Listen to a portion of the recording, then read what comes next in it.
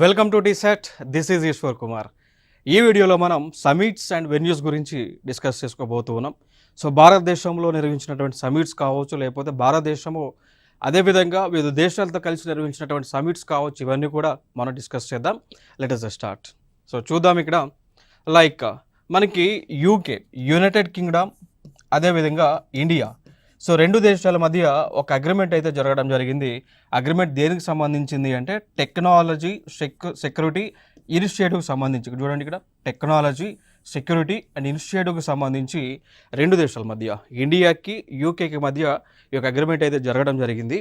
ఈ అగ్రిమెంట్లో భాగంగా వీళ్ళు డిస్కస్ చేసినటువంటి అంశాలు ఏంటి అంటే సైబర్ సెక్యూరిటీకి సంబంధించి డిస్కస్ చేశారు, ఆర్టిఫిషియల్ ఇంటెలిజెన్స్, సో మేధో సంపత్తికి సంబంధించి, టెలికమ్యూనికేషన్ సంబంధించి అండ్ క్రిటికల్ టెక్నాలజీకి సంబంధించి వీరు ఈ యొక్క డిస్కషన్స్ అనేటువంటివి చేయడం జరిగింది. దీనిపైనే ఎంఓఈస్ కూడా వీరు చేసుకోవడం జరిగింది. మరి జరిగింది కూడా జూలై 24, 2024లో జరిగింది అండి. ఓకేనా? సో ఇదొక ఇంపార్టెంట్ ఇన్ఫర్మేషన్గా మీరు గుర్తుపెట్టుకోండి. సో ఫైనల్గా టెక్నాలజీ సెక్యూరిటీ ఇనిషియేటివ్ ఏ రెండు దేశాల మధ్య జరిగింది? ఇండియా యూకేకి మధ్య జరిగింది. దానితో పాటు ఈ రెండు దేశాల మధ్య కూడా ఒక అగ్రిమెంట్ గతంలో జరిగింది. సో యంగ్ ప్రొఫెషనల్స్, ఓకేనా? So like young professionals initiative అనేటువంటి ఒక అగ్రిమెంట్ కూడా జరగడం జరిగింది. లైక్ యంగ్ ప్రొఫెషనల్ స్కాలర్షిప్స్ అనండి, యంగ్ ప్రొఫెషనల్ ఇనిషియేటివ్ అనండి, యంగ్ ప్రొఫెషనల్ ఫెలోషిప్ అనండి. ఈ మూడు కూడా ఒకదానికి సంబంధించే ఇవి ఇండియా యూకేకి మధ్య గతంలో జరిగినాయి. సో ఇదొక ప్రధానమైనటువంటి ఇంపార్టెంట్ ఇన్ఫర్మేషన్. ఇంకొక అంశం మనం చూద్దాం. ఇక్కడ like 13th ministerial conference of world trade organisation. So 13వ మినిస్ట్రియల్ కాన్ఫరెన్స్ ఎవరు నిర్వహించారు? వరల్డ్ ట్రేడ్ ఆర్గనైజేషన్ వాళ్ళు నిర్వహించారు. ఓకేనా? సో ఇది ఏదైతే జరిగిందో ఇది ఏ దేశంలో జరిగింది అంటే యునైటెడ్ అరబ్ ఎమిరేట్స్లో జరిగిందండి, యుఏఈలో జరిగింది. సో జరిగినటువంటి ప్లేస్ మనం చూసుకున్నట్లయితే అబుధాబీలో జరిగిందండి. సో అబుధాబీలో జరిగింది. క్లియర్ కదా? సో యునైటెడ్ అరబ్ ఎమిరేట్స్ దేశంలో అబుదాబి అనేటువంటి ఒక నగరం ఏదైతుందో ఆ నగరంలో 13వ ministerial conference of world trade organisation 2024 అయితే జరిగింది. ఓకే, సో ఇదొక ఇంపార్టెంట్ ఈవెంట్గా గుర్తుపెట్టుకోండి. మరి దీనిలో వారు డిస్కస్ చేసినటువంటి అంశాలు ఏంటి అంటే లైక్ డిజిటల్ ట్రేడ్ సంబంధించి డిస్కస్ చేశారు, ఈ కామర్స్కి సంబంధించినటువంటి అంశాలపైన డిస్కస్ చేశారు. Like e commerce, like Amazon, ఫ్లిప్కార్టో ఏవైతే ఉన్నాయో, అలీబాబా ఇట్లాంటివి ఉన్నాయి కదా. సో వాటికి సంబంధించి దానిపైన వేసేటువంటి ట్యాక్సెస్ ఏవైతే ఉన్నాయో దానిపైన డిస్కస్ చేశారు. డిజిటల్ ట్రేడ్, సో ఆన్లైన్లో జరిగేటువంటి ట్రేడ్ అయితే ఉందో దానిపైన కూడా ఈ యొక్క డిస్కషన్స్ అనేటువంటివి చేయడం జరిగింది. ఓకే, సో ఇదొక ఇంపార్టెంట్ అంశం. ప్రధానంగా మీరు గుర్తుపెట్టుకోవాల్సిన అంశం అబుదాబి అనేటువంటి ఒక నగరంలో 13వ వరల్డ్ ట్రేడ్ ఆర్గనైజేషన్ యొక్క సమిట్ జరిగింది, కాన్ఫరెన్స్ జరిగింది, గుర్తుపెట్టుకోండి. ఇంకొక అంశం visit of Shri Narendra Modi to Singapore. So September నెలలో నరేంద్ర మోడీ గారు సింగపూర్ దేశానికి పర్యటనకు వెళ్ళారండి. వెళ్ళిన తర్వాత వారు ప్రధానంగా కొన్ని అగ్రిమెంట్స్ చేసుకున్నారు. దేనికి సంబంధించినటువంటి అగ్రిమెంట్స్ చేసుకున్నారు అంటే ఆయన హెల్త్ కేర్, మెడిసిన్కి సంబంధించండి. హెల్త్ కేర్, సో వైద్యానికి సంబంధించి, అదేవిధంగా మెడికల్ సంబంధించి, సో ఆరోగ్య భద్రత, మెడికల్ సంబంధించి అగ్రిమెంట్ చేసుకున్నారు. So health and medical care సంబంధించి. దాని తర్వాత సెమీ కండక్టర్ సప్లై చైన్స్ అండి. చూసాం కదా ఇప్పుడు లైక్ మన భారతదేశంలో సెమీ కండక్టర్ ఫ్యాబ్ సిటీలను ఏర్పాటు చేసే విధంగా ప్రభుత్వం తగు కార్యాచరణ చేస్తూ ఉందా? దానిలో భాగంగా సింగపూర్ దేశంతో ఇండియన్ గవర్నమెంట్ ఒప్పందం చేసుకోవడం జరిగింది. సో ఇదొక అంశం. దాని తర్వాత రీసెర్చ్ అండ్ డెవలప్మెంట్ సంబంధించి అగ్రిమెంట్ చేసుకున్నారు. హ్యూమన్ రిసోర్సెస్ డెవలప్మెంట్ సంబంధించి అగ్రిమెంట్ని అయితే చేసుకోవడం జరిగింది అండి. ఓకేనా? సో దాంతోపాటు మనం చూసుకుంటే డిజిటల్ టెక్నాలజీ పైన ఇవి ప్లస్ డిజిటల్ టెక్నాలజీ పైన అగ్రిమెంట్ అయితే చేసుకోవడం జరిగింది. సో ఫైనల్గా health care, medical, semi conductor, digital technology సంబంధించి ఇండియా సింగపూర్ మధ్య సెప్టెంబర్ నెలలో అగ్రిమెంట్స్ అయితే జరిగినాయి. ఇంకొక అంశం నరేంద్ర మోడీ గారు రష్యా దేశానికి జూలై నెలలో పర్యటనకు వెళ్ళడం జరిగింది. సో పర్యటనకు వెళ్ళినటువంటి సమయంలో అప్పటికి ఆ దేశానికి ప్రెసిడెంట్గా ఉన్నటువంటి వ్లాడిమిర్ పుతిన్ గారు ఏం చేశారు అంటే ఆ దేశంలో, సో రష్యా దేశంలో అత్యున్నతమైనటువంటి పౌర పురస్కారం దాన్ని పిలుస్తారు ఏమని పిలుస్తారంటే order of Saint Andrew, order of Saint Andrew, order of Saint Andrew the apostle అనేటువంటి పేరుతో పిలుస్తారండి. సో ఇది ఆ దేశంలోనే అత్యున్నతమైనటువంటి పౌర పురస్కారం ఇది. సో ఇది నరేంద్ర మోడీ గారికి మన రష్యా యొక్క ప్రెసిడెంట్ అయినటువంటి వ్లాడిమిర్ పుతిన్ గారు అందజేయడం జరిగింది అండి. సో దీనిలో మీరు ఎక్కువగా ఫోకస్ చేయాల్సినటువంటి అంశము, నరేంద్ర మోడీ గారు ఏ టైంలో రష్యా పర్యటనకు వెళ్ళారు? జూలై నెలలో పర్యటనకు వెళ్ళారు. జూలై 2024లో పర్యటనకు వెళ్ళారు. సో వెళ్ళిన తర్వాత వారికి పుతిన్ ఇచ్చినటువంటి గుర్తింపు ఏంటి అంటే order of the Saint Andrew the apostle అనేటువంటిది. ఓకేనా? సో ఇదొక ఇంపార్టెంట్ ఏరియా. దాని తర్వాత మోడీ గారికి పలు దేశాలు రకరకాల అవార్డ్స్ని కూడా ప్రజెంట్ చేశారు. లైక్ ఈజిప్ట్ అనేటువంటి దేశం the order of the Nile, so the order of Nile అనేటువంటి ఒక గుర్తింపుని, ఒక హానర్ని, గౌరవాన్ని అయితే ఇవ్వటం జరిగింది అండి. ఓకేనా? సో ఇవి ప్రధానంగా మనం ఫోకస్ చేయాల్సినటువంటి అంశాలు. ఇంకొక అంశం మనం చూసుకున్నట్లయితే బిమ్స్టెక్ సంబంధించి సమిట్ జరిగిందండి. సో లైక్ బిమ్స్టెక్ అంటాం. బిమ్స్టెక్ సంబంధించి 5వ సమిట్ అయితే జరిగింది. ఇది జరిగినటువంటి ప్లేస్ చూసుకుంటే శ్రీలంకలో జరిగింది. జరిగినటువంటి ఇయర్ వచ్చి 2022లో జరిగిందండి. సో లైక్ మనం చూసుకుంటే బిమ్స్టెక్ అంటే bay of Bengal initiative for multi sectoral technical and economic కోఆపరేషన్గా పిలుస్తామండి.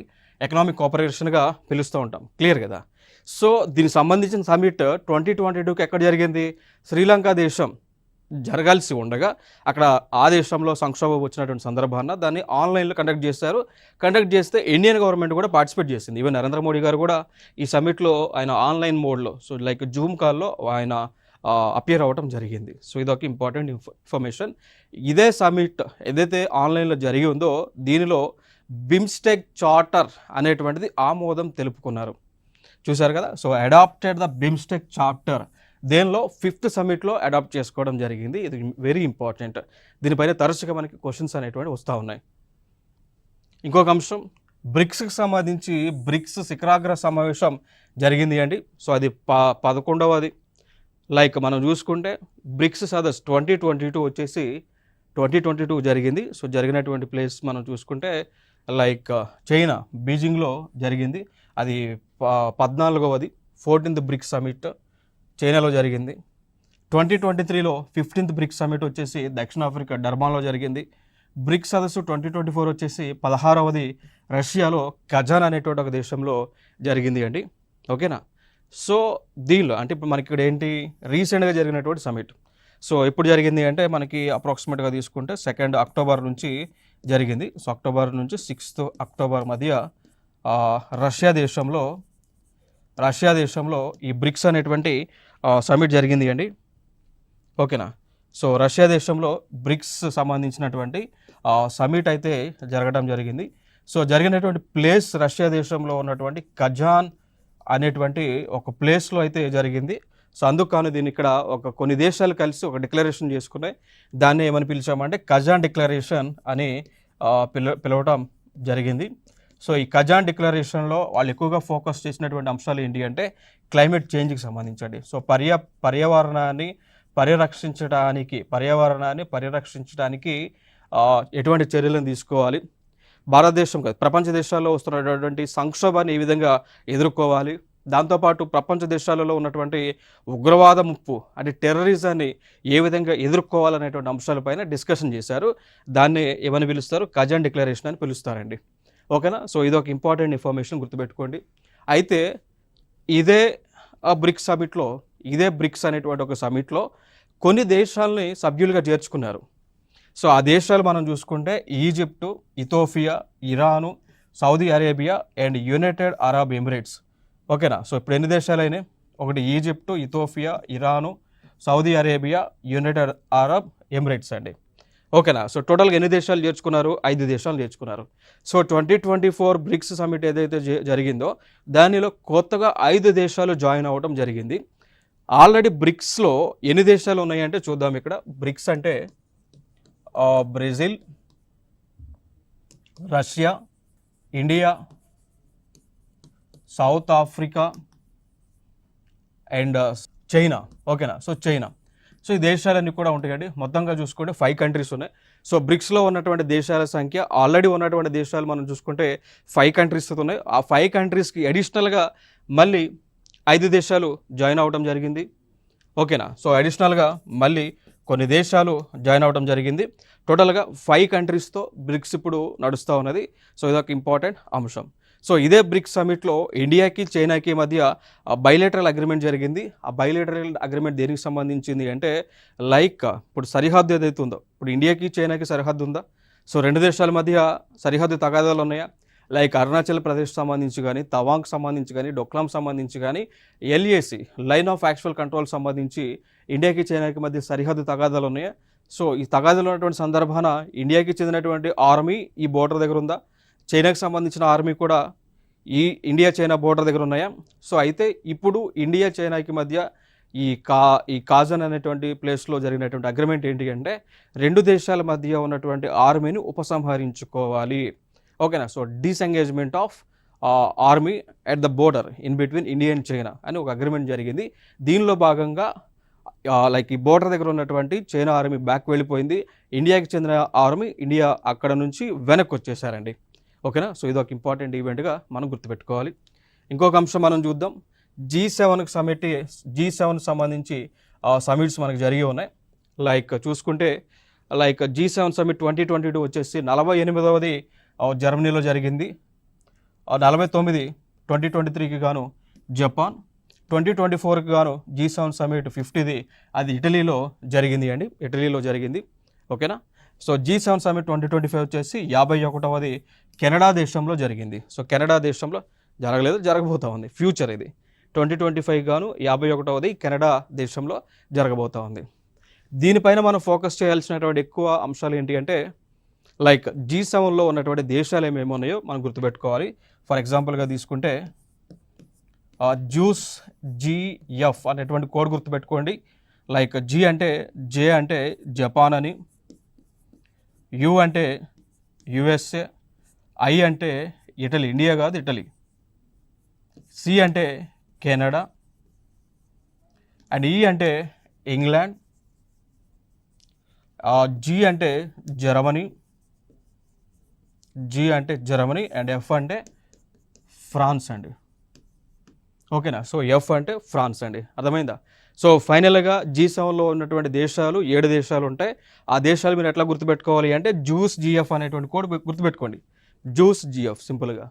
ఓకేనా, సో లైక్ జపాన్, USA, G7లో ఇండియా లేనందున I అంటే ఇటలీ, C అంటే కెనడా, నెక్స్ట్ E అంటే England, nothing but United Kingdom, G అంటే జర్మనీ, F అంటే ఫ్రాన్స్. సో ఈ దేశాలను మీరు గుర్తుపెట్టుకోండి. ఈ దేశాలన్నీ కూడా ఓన్లీ వెస్టర్న్ కంట్రీస్ అయితే కాదు, దీనిలో మనకి ఈస్టర్న్ కంట్రీస్ ఉన్నాయి, సెంట్రల్ కంట్రీస్ ఉన్నాయి, వెస్టర్న్ కంట్రీస్ కూడా ఉన్నాయి. ఇప్పుడు ఫర్ ఎగ్జాంపుల్గా తీసుకుంటే జపాన్ అనేటువంటిది ఏషియాకి చెందింది అండి, nothing but central country. USA వచ్చి వెస్టర్న్ కంట్రీ, ఇటలీ వచ్చి ఈస్టర్న్ కంట్రీ, కెనడా వచ్చి వెస్టర్న్ కంట్రీ, ఇంగ్లాండ్ వచ్చి ఈస్టర్న్ కంట్రీ, జర్మనీ వచ్చి ఈస్టర్న్, అండ్ ఫ్రాన్స్ వచ్చేసి యూరోప్ కదా, నథింగ్ బట్ ఈస్టర్న్ పార్ట్సే కదా ఇవన్నీ కూడా. ఓకేనా, సో ఫైనల్గా మీరు గుర్తుపెట్టుకోవాల్సిన అంశం ఏంటి అంటే G7 is a group of 7 nations which belongs to many parts of the world, not only Europe, not only Asia, not only America continents. So అన్ని దేశాలకు సంబంధించి 7 ఖండాలని అంటే లైక్ 7 అట్లా ఓవరాల్గా పార్ట్స్ నుంచి రిప్రజెంటేషన్ అయితే ఉండటం జరిగింది. ఇవన్నీ కూడా వెల్తీ నేషన్సే. ఎందుకు ఏర్పాడైనవి అంటే ఫైనాన్షియల్ క్రైసిస్ నుంచి బయటకు రావడానికి, ఎకనామిక్ కోఆపరేషన్ కోసం ఈ కూటమి అనేటువంటిది ఏర్పాటైంది. These are not only wealthy western countries, they are all the countries. Okay, that is important information, you need to remember here. ఇంకొక అంశం G20కి సంబంధించి summit very important. So G20 సమిట్లో ముఖ్యంగా ఉన్నటువంటి సభ్యులు ఎవరంటే ఇప్పుడు దీనిలో G20లో మెంబర్స్ ఉన్నారా, దేశాలు ఉన్నాయా. ఇప్పుడు ఫర్ ఎగ్జాంపుల్ ఇది ఇప్పుడు G20 అయితే కాదు, G21 ఇది యాక్చువల్గా. కారణం ఏంటి అంటే ఇటీవల G20 సమిట్ భారతదేశంలో జరిగింది. సెప్టెంబర్ 8, 9, 10 మధ్య 2023కి గాను భారతదేశంలో G20 సమిట్ జరిగిందా. సో జరిగినప్పుడు ఇండియన్ గవర్నమెంట్ ఏం చేసింది అంటే ఆఫ్రికా యూనియన్ అనేటువంటి కూటమికి కూడా G20లో సభ్యత్వం ఇవ్వండి అని చెప్పేసి మన ఇండియన్ గవర్నమెంట్ రిప్రజెంటేషన్ ఇస్తే మిగిలినటువంటి వారందరూ కూడా ఒప్పుకొని ఆఫ్రికా యూనియన్కి G20లో సభ్యత్వం కల్పించగా G20 కాస్త G21గా మారింది అనేటువంటి అంశాన్ని గుర్తుపెట్టుకోండి. ఓకేనా? సో ఇది ఇంపార్టెంట్. అయితే మరి దీనిలో ఉన్నటువంటి సభ్యులు ఎవరు ఉంటారంటే, ఇప్పుడు ఫర్ ఎగ్జాంపుల్ ఇండియా మనం తీసుకున్నాం అనుకోండి. ఇండియాకి చెందినటువంటి reserve bank of India governor RBI, దీన్ని మనం సెంట్రల్ బ్యాంక్ యొక్క గవర్నర్స్ అని కూడా పిలవచ్చు. వాళ్ళు కాకుండా మన దేశంలో ఉన్నటువంటి ఫినాన్స్ మినిస్టర్, ఫర్ ఎగ్జాంపుల్గా తీసుకుంటే Nirmala Sitharaman. So finance ministers అండి. So finance ministers. సో ఫైనల్గా G20 కానీ లేదంటే G21లో కానీ సభ్యులుగా ఉండేటువంటి వ్యక్తులు ఎవరు అంటే, ఒకటి ఆ దేశం యొక్క సెంట్రల్ బ్యాంక్ గవర్నరు, ఇండియా చూసుకుంటే Shaktikant Das reserve bank of India governor, plus finance minister, ఆర్థిక మంత్రి, కేంద్ర ఆర్థిక మంత్రి, వీరు సభ్యులుగా ఉండటం జరుగుతూ ఉంటుంది. వెరీ ఇంపార్టెంట్ ఇన్ఫర్మేషన్ ఇక్కడ. ఓకేనా? సో 17వ సమ్మిట్ వచ్చేసి ఇక్కడ మనకి 2022 గాను ఇండోనేషియాలో నూసా దువా అనేటువంటి ప్లేస్లో జరిగింది. 23 సమ్మిట్ 18th వచ్చేసి భారతదేశంలో జరిగింది, న్యూఢిల్లీలో జరిగింది. ఇదే న్యూఢిల్లీలో భారత మండపం అనేటువంటి ఒక ప్లేస్ ఉంటుంది, వెన్యూని కొత్తగా కన్స్ట్రక్ట్ చేశారు, అక్కడ జరిగింది అండి. ఇంకొకటి G20 సమ్మిట్ 2024 19వది బ్రెజిల్ దేశంలో జరిగింది. బ్రెజిల్ దేశం G20. అండ్ G20 సమ్మిట్ 2025 అది 20వది దక్షిణాఫ్రికాలో జరగబోతూ ఉంది. అండ్ 2026 వచ్చేసి అమెరికాలో జరగబోతూ ఉంది. ఇక్కడ ఒక పదాన్ని మనం గుర్తుపెట్టుకోవాలి. ఏ పదాన్ని గుర్తుపెట్టుకోవాలి అంటే G20 ట్రయోకా అనేటువంటి ఒక పదాన్ని మనం గుర్తుపెట్టుకోవాలండి. సో G20 ట్రయోకా అనేటువంటి ఒక పదాన్ని మీరైతే గుర్తుపెట్టుకోవాలి. Very important. సో ఈ పదం ఎట్లా ఆవిర్భవించింది అంటే, ఎవరైతే G20 సమ్మిట్ని గతంలో నిర్వహించారో, ఎవరైతే G20 సమ్మిట్ని ఈ సంవత్సరం నిర్వహించారో, ఎవరైతే G20 సమ్మిట్ని నెక్స్ట్ ఇయర్ నిర్వహించబోతూ ఉంటారో, ఆ 3 దేశాలు కలిసి కూటమికి ఏర్పడతాయా, ఒక గ్రూప్ అంటామా, ఆ గ్రూపే G20 ట్రయోకా. సో పేరులోనే ఉంది కదా, ట్రై అంటే ఎంత, 3.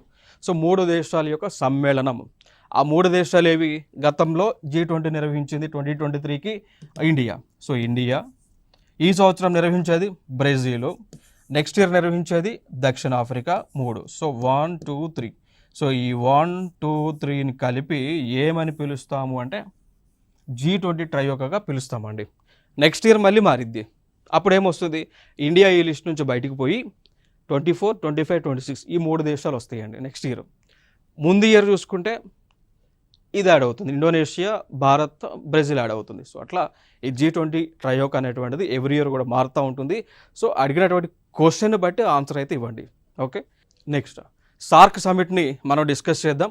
సో సార్క్ మనం చూసుకున్నట్లయితే, సార్క్ యొక్క ఫుల్ ఫామ్ మనం చూసుకుంటే south Asian association for regional కోఆపరేషన్గా మనం పిలుస్తూ ఉంటాం సార్క్. సో ఈ కూటమి అంతా కూడా ఎట్లా ఏర్పడింది అంటే, సౌత్ ఏషియాలో ఉన్నటువంటి దేశాలన్నీ కూడా ఒక కూటమిగా ఏర్పాటు అవ్వడం జరిగింది అండి. ఓకేనా? సో సౌత్ ఏషియాలో ఉన్నటువంటి దేశాలు ఏవైతే ఉన్నాయో వాటి పరస్పరంగా డెవలప్మెంట్ చేసుకోవడానికి ఈ కూటమి అనేటువంటిది ఏర్పాటు అవ్వడం జరిగింది. సో ఏర్పడిన తర్వాత దీని యొక్క హెడ్ క్వార్టర్ని నేపాల్ దేశంలో కాఠ్మండ్లో పెట్టుకోవడం జరిగింది అండి. అయితే ఇటీవల మనకి సార్క్ సమిట్ వచ్చేసి 18వ సార్క్ సమిట్ జరిగింది, ఇటీవల జరిగింది. 18వ సమిట్ జరిగినటువంటి ప్లేస్ నేపాల్లోనే జరిగింది, 2014లో జరిగింది అండి. మీకు డౌట్ రావచ్చు, మరి 2014 అంటే చాలా కాలం అవుతుంది కదా, మరి ఇటీవల కాలంలో సార్క్ సమిట్ జరగలేదంటే జరగలేదండి. ఎందుకంటే మళ్ళీ సార్క్ సమిట్ 2016లో జరగాల్సి ఉండగా, సో సార్క్ సమిట్ వచ్చేసి 2016లో జరగాల్సి ఉండగా ఆ టైంలో పాకిస్తాన్ వాళ్ళు ఇండియా పైన అటాక్ చేసినందుకు గాను సో ఇండియా ఈ సార్క్ సమిట్ను బహిష్కరించింది. సో ఇండియా ఎప్పుడైతే సార్క్ సమిట్ను బహిష్కరించిందో మిగిలినటువంటి దేశాలు కూడా సార్క్ సమిట్లో పాల్గొనడానికి ఇష్టం చూపలేదు. అందుకోసం సార్క్ సమిట్ 2014 తర్వాత ఇంకా జరగలేదు. ఇదొక అంశం. ఇంకొక అంశం, ఈ సార్క్ సమిట్లో ఉన్నటువంటి దేశాలు ఏమేమి ఉన్నాయో మనం తెలుసుకోవాలి. ఒకటి ఆఫ్ఘనిస్తాన్ అనేటువంటి ఒక దేశం, భూటాన్ అనేటువంటి ఒక దేశం, Maldives, Pakistan and Bangladesh, India, Nepal and Sri Lanka అండి. సో ఫైనల్గా సార్క్లో ఉన్నటువంటి దేశాల సంఖ్య చూసుకుంటే 8 దేశాలు ఉన్నాయి. అవి సౌత్ ఏషియాలో ఉన్నటువంటి దేశాలు చూసుకుంటే Afghanistan, Bhutan, Maldives and Pakistan, Bangladesh, India, Nepal and Sri Lanka. So ఈ దేశాలన్నీ కూడా సార్క్లో ఉన్నటువంటి దేశాలు. ఇంకొక అంశం, భారతదేశం ఏం చేసింది అంటే ఈ సార్క్ దేశాల యొక్క అభ్యున్నతి కోసం భారతదేశం ముందుకు వచ్చి సార్క్ శాటిలైట్ అనేటువంటి దాన్ని లాంచ్ చేయడం జరిగింది అండి. ఓకేనా. సో సార్క్ దేశాలకు ఉపయోగపడే విధంగా, సార్క్లో సభ్యత్వం పొందినటువంటి దేశాలన్నిటికీ కూడా ఉపయోగపడే విధంగా ఉచితంగా ఫ్రీగా ఉపగ్రహాన్ని లాంచ్ చేసింది ఇండియన్ గవర్నమెంట్.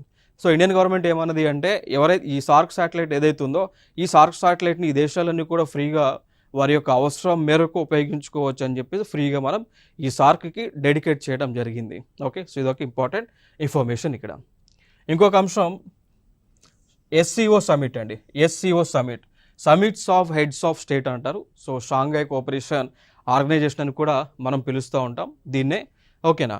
సో రీసెంట్గా మనం చూసుకుంటే ఈ షాంఘై సహకార సంస్థ యొక్క సదస్సు లేదా షాంఘై కోఆపరేషన్ ఆర్గనైజేషన్ యొక్క సదస్సు రీసెంట్గా 2022లో ఉజ్బెకిస్తాన్ దేశంలో సమర్కండ్ అనేటువంటి ఒక ప్లేస్ ఉంటుంది, అక్కడ జరగడం జరిగింది అండి.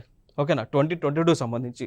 ఇంకొక అంశం రీసెంట్గా 2023 సంబంధించి భారతదేశంలో జరిగింది. సో షాంఘై కోఆపరేషన్ ఆర్గనైజేషన్ యొక్క సమ్మిట్ అనేటువంటిది 2023 సంబంధించి భారతదేశంలో జరిగింది అండి. ఓకేనా. సో ఇది కూడా కంప్లీట్గా ఆన్లైన్లో జరిగింది. ఈ 2023కి కాలానికి గాను భారతదేశం షాంఘై కోఆపరేషన్ ఆర్గనైజేషన్ యొక్క ప్రెసిడెన్సీ కంట్రీగా ఉంది. సో 2023 ఇయర్లో భారతదేశము 2 సమ్మిట్లకు ప్రెసిడెంట్గా ఉంది. ఒకటి షాంఘై కోఆపరేషన్ ఆర్గనైజేషన్కు, 2 G20కి. ఓకేనా. సో 2 వచ్చేసి G20. సో గ్రూప్ ఆఫ్ 20 ఏదైతే ఉందో సో దానికి ఇండియన్ గవర్నమెంట్ ప్రెసిడెంట్గా ఉంది. దాంతోపాటు షాంఘై కోఆపరేషన్ ఆర్గనైజేషన్కి కూడా ప్రెసిడెంట్గా ఉంది. ఇదే 2020 ఇయర్ని ఏం చేశారు అంటే ఇంటర్నేషనల్ ఇయర్ ఆఫ్ మిల్లెట్స్గా, సో ఇంటర్నేషనల్ ఇయర్ ఆఫ్ మిల్లెట్స్గా డిక్లేర్ చేయడం జరిగింది అండి. ఓకేనా. సో ఇది ఇక్కడ ఇంపార్టెంట్ అయినటువంటి అంశం. ఇదే షాంఘై కోఆపరేషన్ ఆర్గనైజేషన్ సంబంధించి సమిట్స్ ఆఫ్ హెడ్స్ ఆఫ్ స్టేట్లోనే ఇక్కడ 2024కి సంబంధించి కజకిస్తాన్లో ఉన్న ఆస్థానాలో లైక్ మనకి మీటింగ్ అయితే జరుగుతూ ఉంది. సో దీని యొక్క హెడ్ క్వార్టర్ మనం చూసుకుంటే షాంఘై కోఆపరేషన్ ఆర్గనైజేషన్ యొక్క హెడ్ క్వార్టర్ మనం చూసుకుంటే దీని యొక్క హెడ్ క్వార్టర్ మనకి బీజింగ్లో, అంటే చైనా దేశం ఏదైతే ఉందో సో ఆ చైనా దేశంలో ఉన్నటువంటి బీజింగ్ ఏదైతే ఉందో సో అక్కడ ఉంది అనేటువంటి అంశం మనం గుర్తుపెట్టుకోవాలి. ఇంకొక అంశం, దీనిలో షాంఘై కోఆపరేషన్ ఆర్గనైజేషన్లో కొత్తగా ఇరాన్ దేశము జాయిన్ అవ్వడం జరిగింది. So finally Iran took the membership of Shanghai cooperation organisation.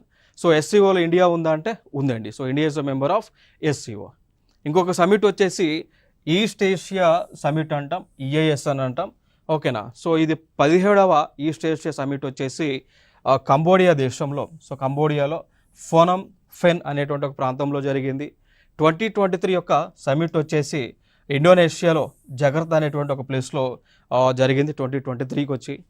2024కి వచ్చేసి 19th సమిట్ వచ్చేసి లావోస్, అంటే వియత్నాం అనేటువంటి ఒక దేశంలో, వియత్నాం అనేటువంటి ఒక ప్లేస్ లావోస్లో జరుగుతుందండి 2024 యొక్క సమిట్ ఇది. దాని తర్వాత ఇంకొక సమిట్ వచ్చేసి ఎపెక్ సమిట్ అంటాం. ఎపెక్ అంటే like Asia Pacific economic cooperation అంటాం. So Asia Pacific economic cooperation అంటాం. సో ఇది ఎపెక్ అని సమిట్ అని పిలుస్తూ ఉంటారు. దీని యొక్క హెడ్ క్వార్టర్ మనం చూసుకుంటే సింగపూర్లో ఉంటుంది.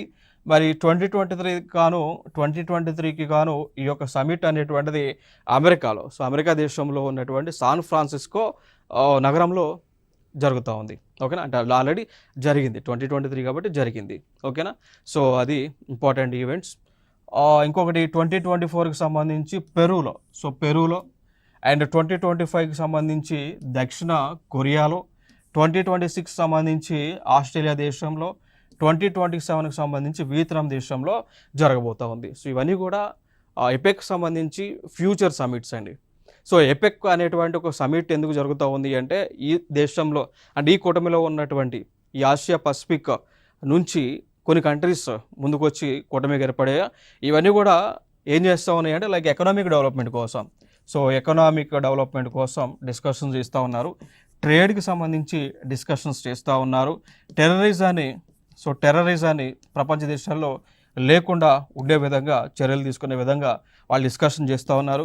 దాని తర్వాత బ్లాక్ కరెన్సీకి సంబంధించండి, బ్లాక్ కరెన్సీకి సంబంధించి ఈ యొక్క డిస్కషన్స్ అనేటువంటివి చేస్తూ ఉన్నారు ఈ యొక్క ఎపిక్ సమిట్లో అండి. ఇంకొకటి బిమ్స్టెక్ సమిట్ అంటాం. దీని యొక్క ఫుల్ ఫామ్ మనం చూసుకున్నట్లయితే like bay of Bengal institute for multi sectorial technical and economic కోఆపరేషన్గా చెప్తూ ఉంటాం. సో అయితే 2022 సంవత్సరంలో 5వ బ్రిక్స్ సమిట్, సో 5వ బిమ్స్టెక్ సమిట్ వచ్చేసి శ్రీలంకలో వర్చువల్గా జరగటం జరిగింది అండి. ఓకేనా. సో 2024 వచ్చేసి 6వది యాక్చువల్గా అది థాయిలాండ్లో వెన్యూ ఇచ్చారు. దాని తర్వాత ఈ యొక్క బిమ్స్టెక్ యొక్క హెడ్ క్వార్టర్ మనం చూసుకుంటే ఢాకాలో. So BIMSTEC head quarter Bangladesh అనేటువంటి ఒక దేశంలో ఢాకా అనేటువంటి ప్లేస్లో ఉంది. సో ఇవి మనకి లైక్ అవార్డ్స్ అండ్ హానర్స్కి సంబంధించినటువంటి అంశాలు. సో నెక్స్ట్ వీడియోలో సరికొత్త అంశాలతో మీ ముందుకు రావడం జరుగుతుంది. Thank you so much.